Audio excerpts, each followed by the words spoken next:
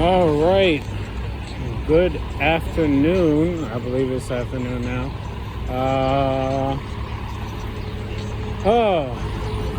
It's been a long time since I made a video, and every day it becomes more and more difficult to try to make videos because, well, I've been learning more about machine learning, remote neural stimulation, Internet of Behaviors, triggers, and telemetry. And there's so much that I've been kind of absorbing for quite some time. And you know what? I'm gonna tell you that I am very hopeful. I am very hopeful going into the future. Not just for myself, but for everyone. Because you know what? What's happening right now, is not new. It may seem new to those who probably just aren't informed or probably knowledgeable about history or certain parts of history, but it's not new. But it has taken on another form.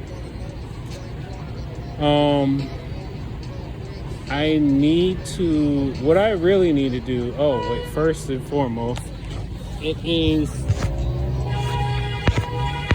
let me see. All right. I didn't realize my phone cut off as I was coming up the hill. Oh. All right.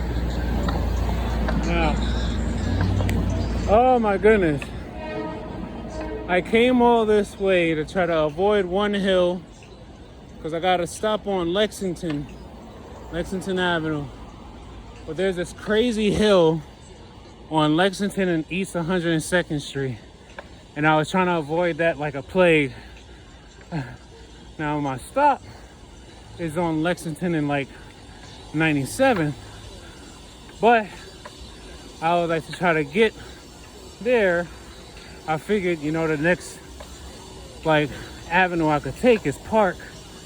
And then with Park, I'll probably just walk up, right? The extra couple of blocks. But as you can see, on Park and 97, there's a hill there. Oh, yeah. Anyway, so yeah, I kind of been going through quite a bit, but I've also been learning to transform myself in a way. She thick as hell. That came out.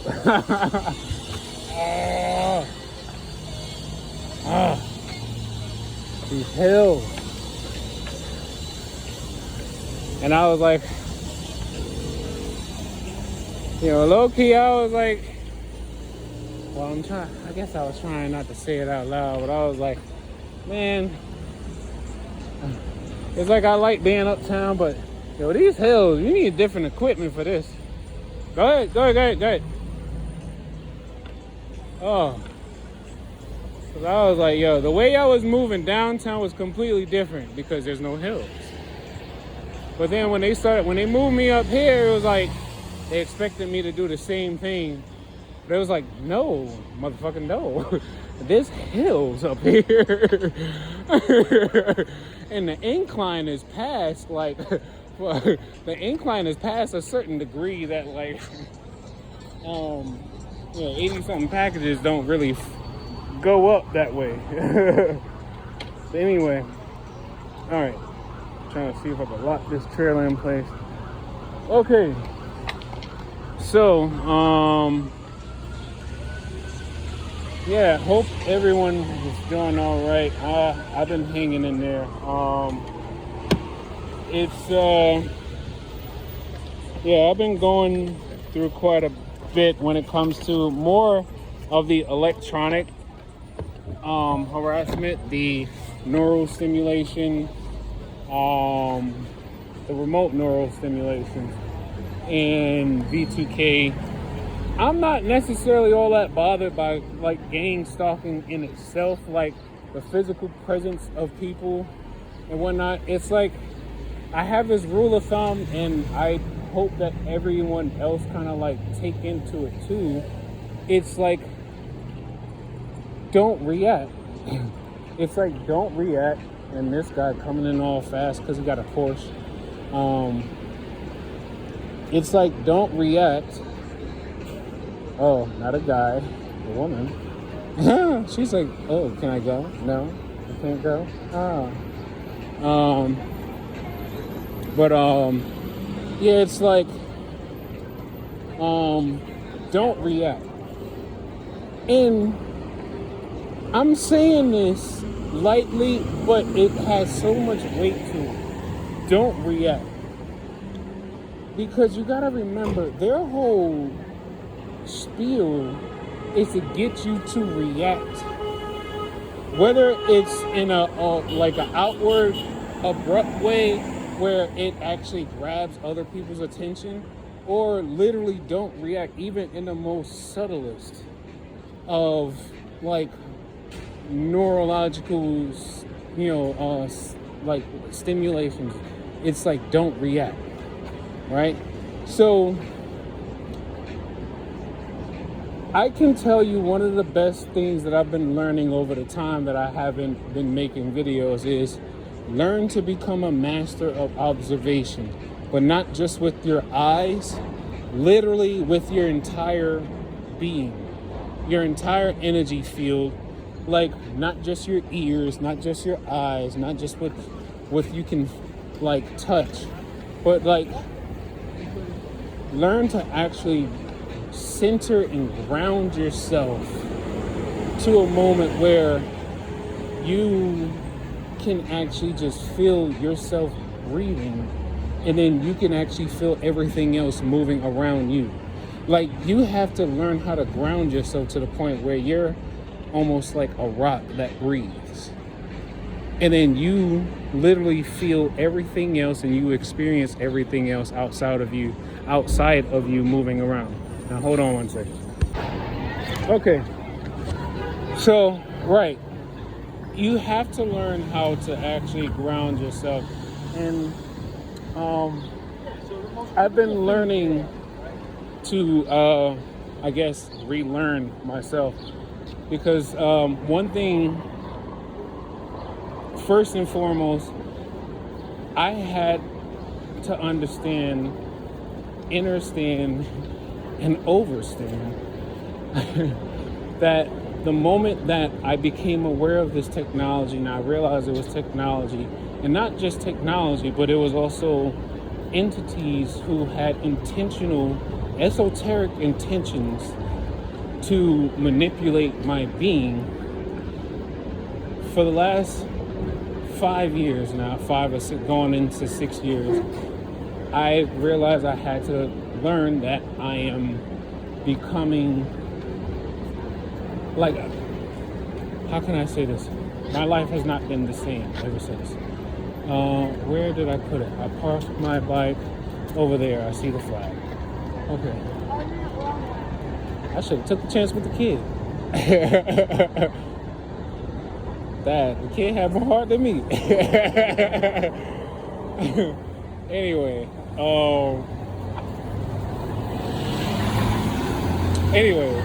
so I'm learning that, hold on, I gotta recollect, because they started surging energy from my root chakra into the prefrontal cortex. Now that's another thing. All right, I'm a segue. So when I learned about the intrabody wireless nanosystem network, and I was learning bits and pieces, and then as I learned the bits and pieces, as you read more of the research, you start to realize you're starting to hear some of the same things over and over. Now I said, okay, I wanted to branch my understanding and understand, okay, how does it go from, like, okay, you see how I'm walking up to the bike right now? That battery is an energy source, right? That battery is an energy source.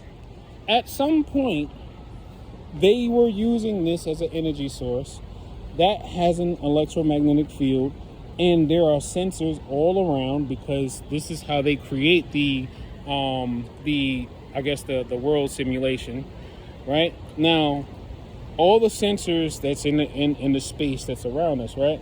That has an electromagnetic field.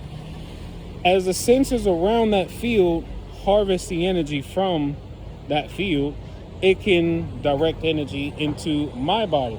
Now, when I say it directs energy into my body, what I'm saying is it's directing energy to the nodes, or the sensor nodes, that are nearest to my body, then on the surface of my body, and then the nodes on the surface of my body then transfer the data and energy into the deeper layers of the sensors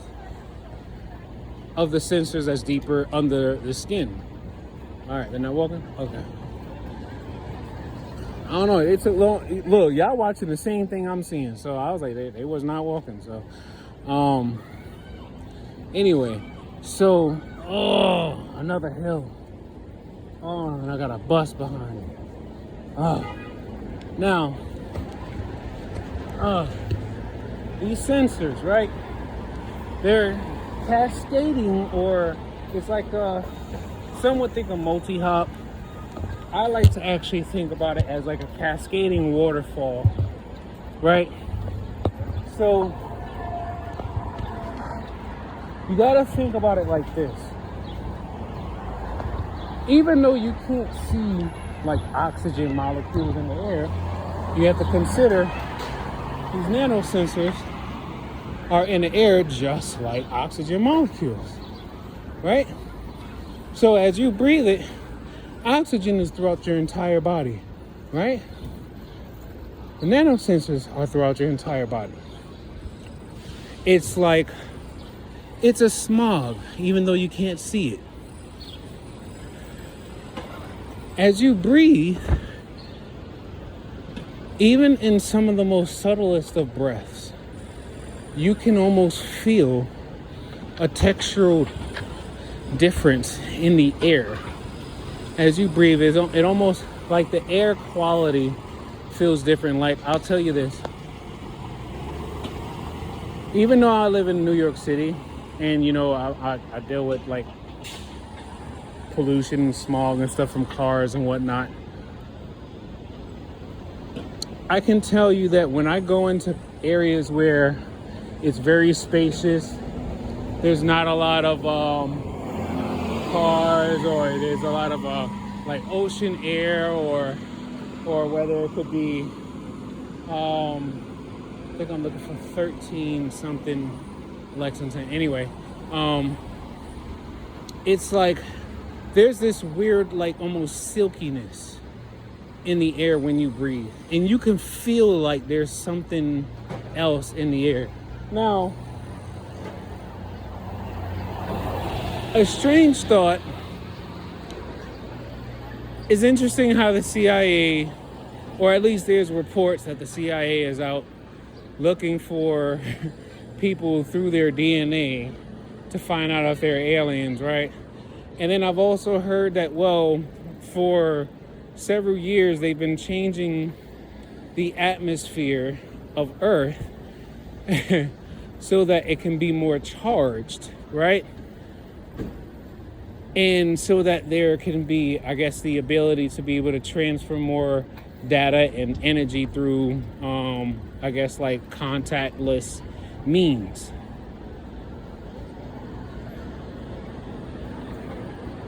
What if we really are walking among aliens, and they're constantly spraying like we're talking since like no, it's that's what I'm saying, is like, that's why I don't even like to get so much into the alien thing, because it gets real wild. It gets real wild.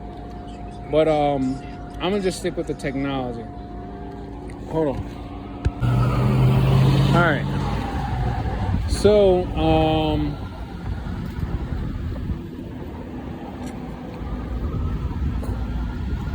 what am I saying? Sticking with the technology.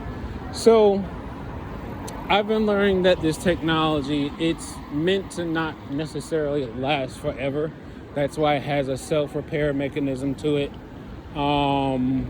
It's definitely not supposed to be in the body. That's why they coat it with polymers and other type of like organic materials that can help prevent the body from activating its immune response to a foreign invader. 1349. Oh, there we go. So, yeah. Hold on. All right. I lost my train of thought. I had to make a few deliveries at this one area. So, that's something else too. Is like I'm also realizing that as I'm getting older, I need to make more money. And then it's like I want to start a family of my own, and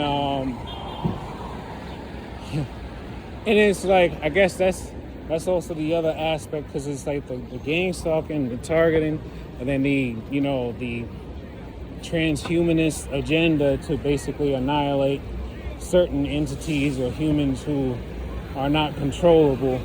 It's like I know that whoever's going to be my offspring, they're going to be sought after themselves. So it's like in my mind, I'm thinking, damn, I gotta, like, my children, I'm gonna have to teach them about like this technology and how to like pay attention to subtle energies even when they're like very, very young, because that's exactly how they're manipulating the whole population, is through subtle energy influxes, right? And then it's like, especially while you're asleep, that's when you're most vulnerable. Is in your sleep, because that's when they do the most programming. You know, a lot of people be dreaming, don't remember the dreams, because they make sure you can't remember the dreams. They make sure that you can't remember the contracts, the energy engagements you had.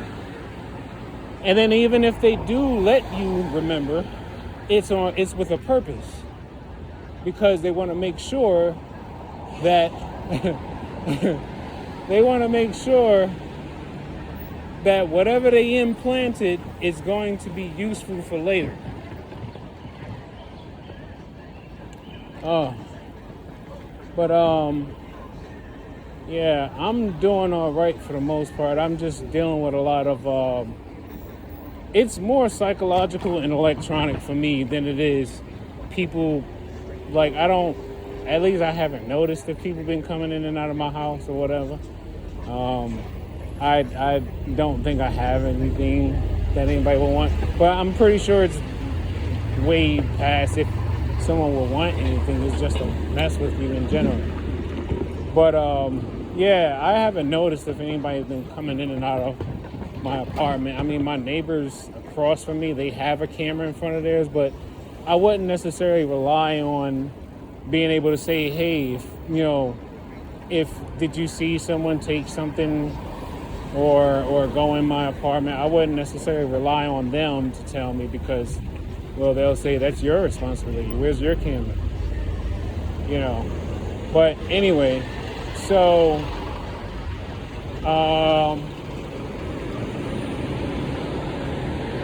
I'm just learning to become more of an observer, because in the long run, we have to become more watchful of the energy interactions that we engage in ourselves. For lack of a better word. You know what's interesting? So I'm glad I pulled up here at this address, right? So this is 294th, East 94th, right? Now, there's been an interesting situation where I've mentioned many times that the V2K have told me that I have like a brain tumor or whatever, and he got like this big ass brain tumor and whatnot. So Now, it's interesting because I remember I deliver here quite a bit, right? Now, there's one time as I'm coming out and someone that I normally see here, and then they go, "Oh, that brain tumor, don't even worry about that."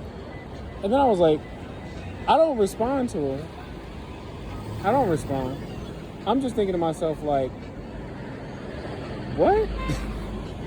Now, obviously, I can't necessarily respond anyway because it wasn't necessarily directed to me. But that's the whole thing about the synchronization and information and things like that, is because it's that strangeness of how something that someone can say out loud that you literally have been hearing through V2K electronic means, or rather maybe someone even in your own home or you spoken about on your phone or whatever, and then someone says it, and then they say it in a way like, that brain tumor, don't even worry about it. Now, I'm not necessarily trying to I'm trying to come at the person who said it, but it's just the idea of the synchronization of it all. It's the synchronization of it all. I'll get back to that. All right. So now that I've finished going my other deliveries and haven't received another route yet, I can speak to you guys a little bit more freely now. So, okay, now I am definitely well aware that I should definitely be sensible for those who could be surveilling me in their own right and mindset. Not necessarily gang stalking because they probably aren't a part of it, but because they may have been spooked by someone who is a gang stalker or could be a handler themselves. So you got to realize there are people who are not playing the same game. So they call them NPCs. And you know what? I'm taking it in more context now when they say NPCs, non-playable character. So it's like, wait, so what makes someone playable, right?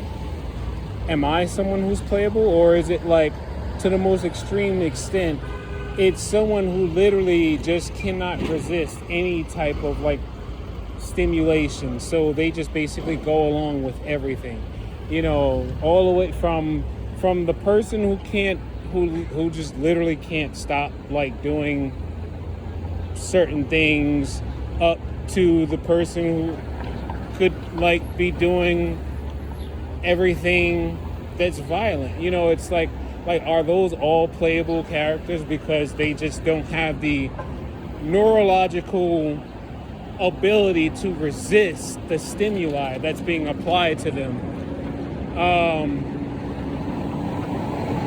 That's just me thinking, right? That's just me thinking. I'm not necessarily judging. That's just me thinking. So when I'm thinking about how this nanosensor network applies to basically everyone, it's you got to think about it like this. Do you know yourself more than anyone else can know you? Right? Now, that's just using words, right? Do you know yourself? That's just using words, right? But how many of us actually think about it from the standpoint where just the little slight hum or the sigh or the most subtlest things, do you know what it feels like the moment right before you're about to become happy? Do you understand the most smallest atomical energetic engagements of your body? Do you know what it feels like before you're about to become sad? Do you know what it feels like before you're about to become happy? Do you understand yourself to that extent? Yes. Right off, my friend, right off. He was like, nah, I ain't trying to hear all this. Because he was sitting here for a minute, and all of a sudden he was like, nah, I ain't gonna hear all this. So now, it's like, do you know yourself more than someone else can know you? Dang. I hate how, like, I decided I was going to go with the old school bike and it's still fucked up. Anyway, so, oh, she reminded me of Donica. Donica is one of my coworkers. I used to work with when I was doing catering and stuff. I've thought about going back to catering too. It's been on my mind because I was like, you know, I feel like it's like, even though I'm gonna miss the tips, but it's like the amount of energy I put into this job, man. It's the amount of energy, man. And then it's like, because I know I know what I can do, and I know why I do it, right?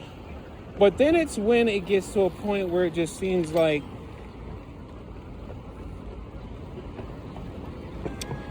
I don't want to feel like it's because you know they can do it, right? But it's like, at the same time, now the V2K, I'm going to say this, the V2K has been telling me, oh, Chris, but you're not motivating nobody. You're not encouraging nobody to do nothing. All you're doing is complaining. You're not actually encouraging nobody to do no extra stuff. And I'm like, that's not true at all. That's not fucking true at all. That's not true at all. Whatever. And I'm like, that's not true at all.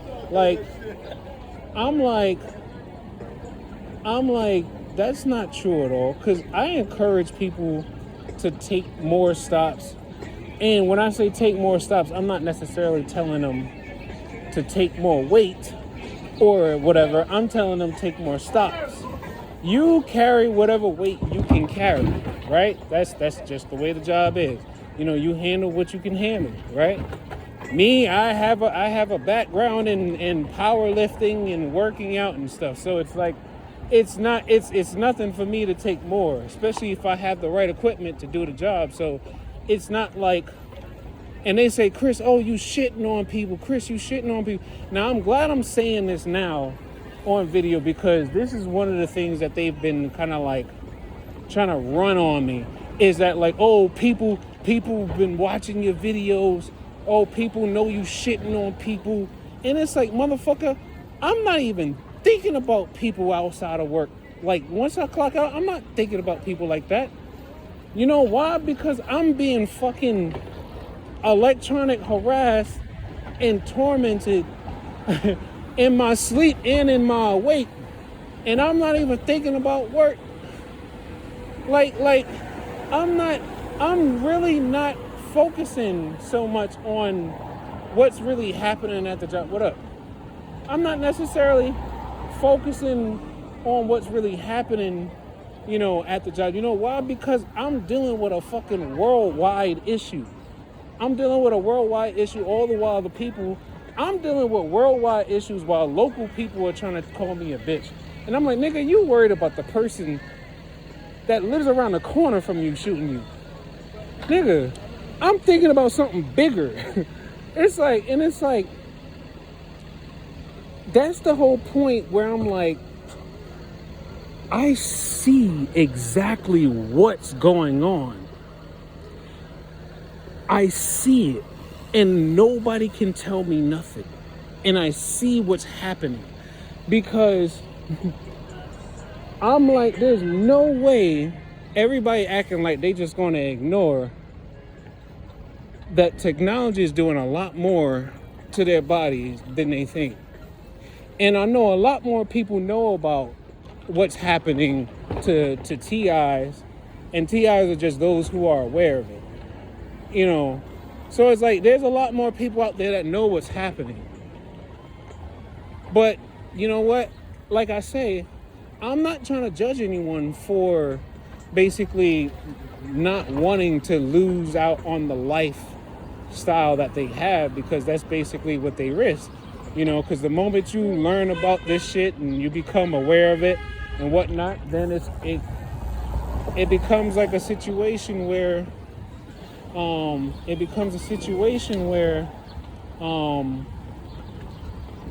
it's like no matter what's going on, you can only control what you react to.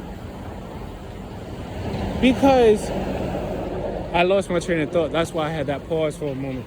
It was either a loss of train of thought or I felt like a energy injection into my memory cortex, because it was like I was processing as I was speaking. I was trying to process what I was going to say next as I was speaking, and then all of a sudden it just felt like someone dropped a pebble or like a stone in my flow, and then all of a sudden I just couldn't remember what I was going to say next.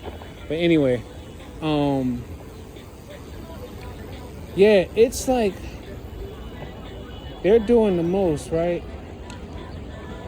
And I kid you not, I'm trying the best that I can to learn as much as I can about what's happening. And can't nobody tell me anything different. I'm not getting caught up in the noise. That's the one thing I'm learning, is that there's a whole lot of noise to distract people from what they are probably intuitively already picking up on. I believe it's a lot of people out here who are intuitively picking up on a lot of things that they know is wrong with, not just with human beings, but they can naturally feel that there is something wrong, like it's something in the air or something. There are people out here who know that there's something wrong, but they just can't really quite put their finger on it, right? And I'm thinking about it like, I'm glad I came across the information about nanotechnology, because now it puts everything into perspective. Once you learn about what nanotechnology can do and how it literally can act as like a vapor, a charged vapor. It's like imagine taking a cloud, right? And then you could charge that cloud and then not just charge the cloud, but you can change the transparency of that cloud. And then not only just change the transparency of that cloud, you can reshape that cloud. And then you can even move that cloud, drop that cloud down on a whole person's energy field. And when I say the energy field, I mean their body and then the energy radiating the toroidal field around that person's body. Drop that cloud over that person's body. Next thing you know, that person's whole energy field is supercharged. It's being supercharged, and then there's like countless amount of energy from external sources extending away from the body, going into that person's body. And that's data. That's wireless energy. All right, now I'm not gonna keep ranting. I said I was going to do this video and try to hit on some things. I'm gonna take a moment I'm gonna sit down one day and I'm gonna actually get like bullet points and everything, and I'm gonna go down this list of everything that I've been learning and perceiving. And there's so much more that you can do with your hands. There's so much more you can do with your hands and your energy field. There's so much more. I wonder if I could catch up to him. He got the newer bikes, but I'm like, see, I can't even turn the gears up on this one because the gears are messed up on this bike, because I want to try to see if I can catch him on a newer bike. Nah, I ain't with that. I'm just using mad energy doing that. See, with those bikes, you don't have to use as much energy.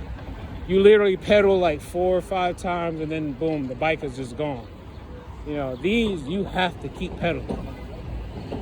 That's why I was like, man, I gotta get one of those bikes, because I know if I'm gonna get my normal workload, I was like, I'm gonna want something that can help me get it moving without having to use so much energy. But anyway, what am I saying now?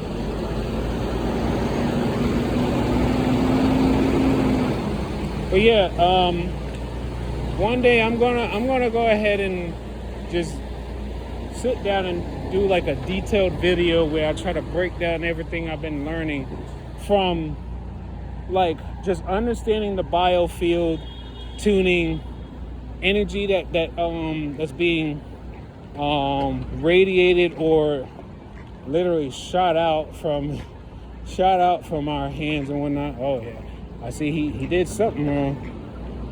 Oh, he must have went over that little hump thing and messed up his bends. Anyway, oh, look at me, I'm breaking the rules. Anyway, shit, that's why he should have went this way. Anyway, yeah, I'm gonna do a detailed video where I try to break down everything I've been learning and perceiving about this technology. And I'm actually on the leaning side where I'm like, yo, this technology, you can break it down. You can break it down, but you gotta be patient. You gotta realize this is an everyday thing. So, because they're literally spraying the skies with this technology, almost like probably like every 2 or 3 days or something like that. So it's like the protocol I'm thinking is like you gotta electromagnetically pulse your body just so that you can disengage the nanotech from your cells. Then you gotta have a chelating agent or some type of agent that can bind to the nanosensors and then pull it out. What up? Then once you can get the binders to bind to the nanosensors, then you want to try to see if you can keep it consistent. You know, you got to alkaline your body so that the internal environment of your body is not suitable for the... You done? Yeah, I'm about to switch. All right, I'll get back to y'all later. Take life one breath, one thought, one step, one day at a time. Peace.